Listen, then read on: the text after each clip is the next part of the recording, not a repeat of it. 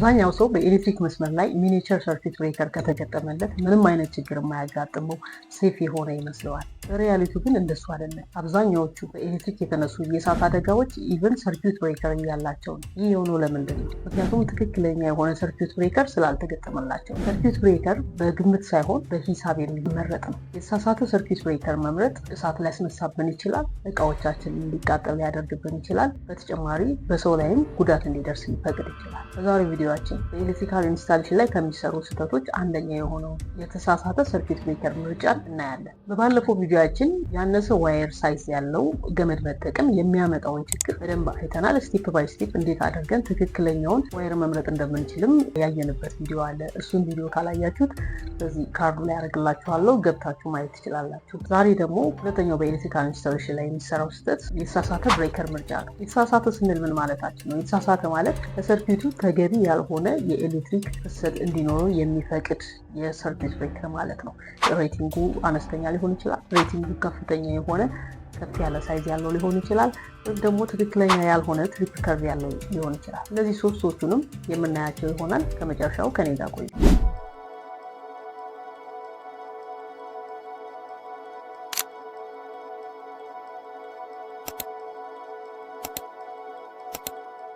በመጀመሪያ ሰርኪት ብሬከር ተራ ኦን ኦፍ ስዊች አይደለም። ምንድነው ካላችሁ አውቶማቲክ ስዊች ነው። በሰርኪቱ ላይ ከፍተኛና ያልተገባ ከረንት በሚመጣበት ጊዜ አውቶማቲክ ሆኖ እንደ ኦን ኦፍ ስዊችን እያገለገለ አውቶማቲካሊ ሰርኪታችንን ከተለያዩ አደጋዎች የሚጠብቅልን፣ በሰርኪቱ ያልተገባ ከረንት በሚመጣበት ጊዜ ኢንተራፕት አድርጎ ሰርኪቱን ከብልሽት የሚጠብቅልን አይነት ፕሮቴክቲቭ ዲቫይስ ነው።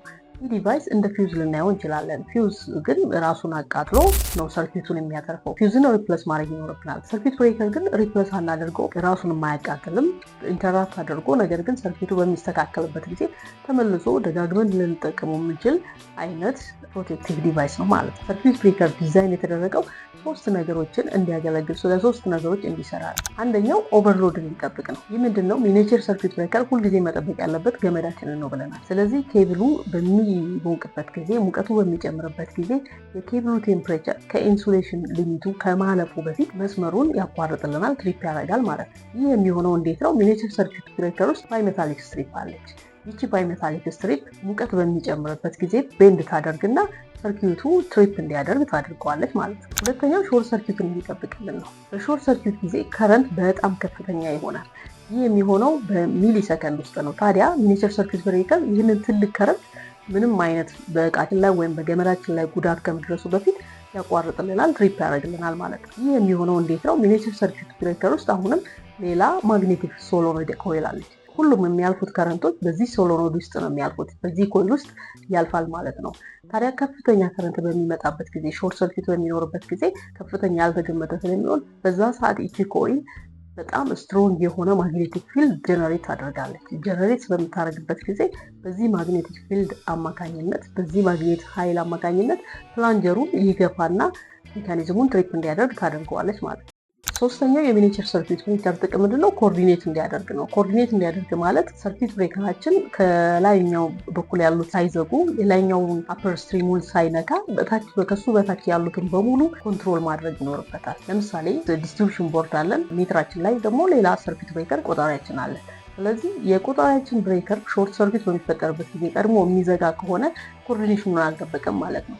መጀመሪያ መጠበቅ ያለበት ሾርት ሰርኪት የተፈጠረው ሶኬት አካባቢ ከሆነ የሶኬቱ ብሬከር ራሱን ችሎ ዲስትሪቢዩሽን ቦርድ ላይ ማቋረጥ ይኖርበታል። ወደ አፐር ስትሪም መሄድ የለበትም፣ ወደ ላይኛው ክፍል መሄድ የለበትም ማለት ነው። ነገር ግን የመረጥነው ሰርኪት ብሬከር ትክክለኛ ካልሆነ እነዚህ ሶስቱም ፕሮቴክሽኖች ፌል ያደርጋሉ ማለት ነው። ትክክለኛ ካልሆኑ ምን ማለት ነው? ኦቨርሳይዝ ከሆኑ፣ አንደርሳይዝ ከሆኑ ወይም ደግሞ ትክክል ያልሆነ ትሪፕ ከርቭ ካላቸው ማለት ነው። እነዚህ ሶስቱን እኔ ኦቨርሳይዝ ከሆነ ምን ይፈጠራል? ኦቨርሳይዝ በሚሆንበት ጊዜ ሚኒቸር ሰርኪት ብሬከራችን እጅግ በጣም አደገኛ ይሆናል። ይህ ምንድነው? ሬቲንጉ ከፍተኛ ስለሚሆን፣ ገመዱ ከሚችለው በላይ ስለሚሆን ምንም ትሪፕ ሳያደርግ ገመዳችን ይጎዳል። ምንም አይነት ችግር ቢኖር ትሪፕ ማድረግ አይችልም። ምክንያቱም በራሱ ሬቲንግ ጋር እስኪደርስ ድረስ ትሪፕ አያደርግም። ትሪፕ ለማድረግ በጣም ይዘገያል ማለት ነው። ለምሳሌ 2.5 ሚሊ ሜትር ስኩዌር ኬብል ከ20 እስከ 25 መሸከም ይችላል ብለን ነበር። ነገር ግን ኢንስቶል የተደረገው ሚኒቸር ሰርኪት ብሬከር 32 አምፔር ከሆነ ውጤቱ የሚሆነው ብሬከሩ ኦን እንደሆነ ኬብሉ እንዲሞቅ ይሆናል። ስለዚህ ኢንሱሌሽኑ ዲግሬድ እያደረገ ይመጣል። በመጨረሻ ላይ ዳሜጅ ሊሆን ይችላል ማለት ነው። ገመዱ በግድግዳ ውስጥ ወይም ደግሞ ፓናል ውስጥ ሊቀልጥ የእሳት አደጋ ሊያስነሳብን ይችላል። ከሬቲንጉ በላይ ስለሆነ ብሬከሩ ግን አይመልስም። አንደርሳይዝ ከሆነስ አንደርሳይዝ በሚሆንበት ጊዜ ብዙ ሰው ምን ያስባል? አንደርሳይዝ የሆነ ቶሎ ትሪፕ ስለማያደርግ ሴፍ ያደርገዋል ብሎ ያስባል። ነገር ግን እንደሱ አይደለም። አንደርሳይዝ በሚሆንበት ጊዜ አላስፈላጊ ትሪፕ ይደጋግማል። ቶሎ ትሪፕ ያደርጋል። እየሰራንበት በኖርማል ሎድ ላይ ያለ ትሪፕ ያደርጋል። በዚህ ምክንያት ተጠቃሚውን ያበሳጫል። ተጠቃሚ በሚበሳጭበት ጊዜ አላስፈላጊ እርምጃ ሊወስድ ይችላል። ጃምፕ ሊያደርገው ይችላል። ሰርኪት ብሬከሩን ትቶ ጃምፕ አድርጎት ሊጠቀም ይችላል። ወይም ደግሞ ሌላ ኦቨርሬት የሆነ ያልተመጣጠነ ሰርኪት ብሬከር ሊያስቀይርም ይችላል። ስለዚህ አንደርሳይዝ ሲሆንም ሰዎችን ስለሚረብሽ ትክክለኛ ያልሆነ እርምጃ እንዲወስዱ ይገፋፋል፣ ያደርጋል ማለት ነው፣ ያሳስታል። ለምሳሌ ብሬከራችን 16 አምፔር ሆኖ ቶሎ ትሪፕ የሚያደርግ ከሆነ በቀጥታ ወደ 25 አምፔር ወደ 32 አምፔር ሊሄድ ይችላል፣ ያነሰ ስለሚመስለው። ግን እዛ ጋር ያለው ሬቲንግ አነስተኛ ጋፕ ሊሆን ይችላል ያለው። ሌላው ብዙ ጊዜ ባለሙያውን ጭምር የሚያሳስተው ትሪፕ ከርቭ ነው። ሚኒቸር ሰርኪት ብሬከር ስንመርጥ የከረንት ሬቲንግ ብቻ በቂ አይደለም። አብረን ትሪፕ ከርቭ መምረጥ ይኖርብናል። ትሪፕ ከርቭ ምንድን ነው? ትሪፕ ከርቭ ማለት አንድ ሚኒቸር ሰርኪት ብሬከር ከሬቲንግ ቫሊዩ በላይ የሆነ ከረንት ሲያጋጥመው ወይም ደግሞ ከሬቲንግ ቫሊዩ የሆነ ከረንት በሚመጣበት ጊዜ በምን ያህል ፍጥነት ትሪፕ ያደርጋል የሚለውን የምንለይበት ነው። ይህ ለምን አስፈለገ? ኤሌክትሪካል ሎድ አንድ አይነት አይደሉም፣ ወይም ደግሞ ተመሳሳይ አይደለም። የተለያየ አይነት ሎዶች አሉ። ሬዚስቲቭ ሎድ አለን፣ ኢንዳክቲቭ ሎድ አለን፣ ካፓሲቲቭ ሎድ አለን። ስለዚህ እነዚህ ሎዶች ተመሳሳይ ባህሪ የላቸውም። ሁሉም የየራሳቸው ባህሪ ያላቸው። አንዳንድ ሎድ እንደ ሞተር፣ ኮምፕረሰር፣ ትራንስፎርመር የመሳሰሉ ኢንዳክቲቭ ሎዶች ለተወሰነ አጭር ጊዜ በጣም ከፍ ያለ ከረንት ይፈልጋሉ። ይህ ምንድነው? እነዚህ ኢንዳክቲቭ ሎዶች ማግኔቲክ ፊልድ ለማስነሳት በመጀመሪያ ስታርቲንግ ላይ ከመደበኛው ከ5 እስከ 10 እጥፍ የሚሆን ከረንት ይወስዳሉ ወይም ያስፈልጋቸዋል። ይሄ ኢንረሽ ከረንት ይባላል። ይሄ ኖርማል ነው፣ ፎልት አይደለም። ታዲያ ሚኒቸር ሰርኪት ብሬከር ይህን መፍቀድና መታገስ ይኖርበታል። ምክንያቱም በመጀመሪያ ከፍ ያለውን እንደ ፎልት ከቆጠረው ትሪፕ አድርጎ ስራውን መስራት ስለማይችል ማለት። ስለዚህ ፈጥሮ እንዳያጠፋብን፣ ዘግይቶ ደግሞ በእቃዎቻችን ላይ ጉዳት እንዳያደርስ የሚታገስበት ወይም ቶሌሬት የሚያደርግበት የሰዓት መጠን መኖር አለበት። ትክክለኛ ምን ያህል ከረንት በምን ያህል ሰዓት መታገስ አለበት የሚለው ሬንጅ መቀመጥ ይኖርበታል። ይህንን ለማድረግ ዲዛይን የተደረገው ይህ ትሪፕ ከርቭ በተለያየ ብሬከሮች ላይ የተለያየ እንደ ሎዱ ባህሪ የተቀመጠ ነው። ይሄ ደግሞ በፊደል ተቀምጧል። የተለያዩ ትሪፕ ከርቮች አሉ። ስፔሻል ለሆኑ እቃዎች የሚሆን ለሴሚኮንዳክተር እቃዎች የሚሆን የተለያየ ትሪፕ ከርቮች አሉ። ነገር ግን በቤት ውስጥ ለምንጠቀምባቸው ኢንዱስትሪ ላይ ልንጠቀምባቸው የምንችለው ትሪፕ ከርቮች እነዚህ ናቸው። ለምሳሌ ቢ ከርቭ ብሬከር ከ3 እስከ 5 ድረስ ከሬቲንግ ቫሊዩ እጥፍ የሆነ ከረንት ቶለሬት ያደርጋል። ይሄ ፈጣን ትሪፕ የሚባለው ነው። እነዚህን አይነት ብሬከሮች የምንጠቀመው ሬዚስቲቭ ለሆኑ ሎዶች እንደ መብራት ወይም ሂተር የመሳሰሉ ሎዶች የምንጠቀምበት ነው። ምክንያቱም ቶሎ ትሪፕ የሚያደርግ ፈጣን ትሪፕ ያለው ነው ቢከርቭ የሚባለው ማለት ነው። ይህንን ቢከርቭ ሰርኪት ብሬከር ለሞተር፣ ለኮምፕረሰር ወይም ደግሞ ለፍሪጅ ብንጠቀም ቤቶች ለፍሪጅ ብንጠቀመው ምንድነው የሚከሰተው? ስታርት በሚያደርጉበት ጊዜ ቶሎ ትሪፕ ያደርጋል። ምክንያቱም ስታርቲንግ ከረንቱን መሸከም አይችልም። እንደ ፎልት ስለሚቆጥረው ትሪፕ ያደርጋል ማለት ነው። ስለዚህ ዲስተርብ ያደርገናል። ተመሳሳይ ሆኖ ሬቲንጉ እኩል ቢሆንም ሬቲንጉ የሚመጥነው ቢሆንም ትሪፕ ከርቭ ግን ፈጣን ስለሆነ ሞተር በሚነሳበት ጊዜ የሚፈልገውን ከረንት ፎልት አድርጎ ስለሚቆጥረው ቶሎ ትሪፕ ላይ ያደርግብን ይችላል ማለት ነው። ሌላኛው ሲከርቭ ሰርኪት ብሬከር አለ። ሲከርቭ ሰርኪት ብሬከር ደግሞ ከሬቲንጉ ከ5 እስከ 10 እጥፍ ድረስ የሚሆን ከረንት ቶለሬት ያደርጋል ማለት ነው። ይሄ መካከለኛ የሆነ ነው። እነዚህ አይነት ሰርኪት ብሬከሮች ለኮሜርሻል እና በመኖሪያ ቤቶች ለትንንሽ ሞተር፣ ለፍሪጅ፣ ለኮምፕረሰር፣ ኤር ኮንዲሽነር አካባቢ ልንጠቀማቸው የምንችለው ናቸው። ለትናንሽ ሞተሮች ሞዴሬት የሆነ መካከለኛ የሆነ ነው። ሌላኛው ዲከርቭ ሰርኪት ብሬከር ነው። ዲከርቭ ሰርኪት ብሬከር ከ10 እስከ 20 እጥፍ ድረስ ከሬቲንግ ከረንቱ ቶለሬት ማድረግ ይችላል። ይህ አይነት ብሬከር ከፍተኛ መዘግየት አለው። እነዚህ ለትልልቅ ሞተሮች ኢንዱስትሪ ላይ ለዌልዲንግ ማሽን እንጠቀም ይችላል። ለምንድን ነው? የሎዱ ባህሪ ከፍተኛ ስታርቲንግ ከረንት ስለሚፈልግ ነው።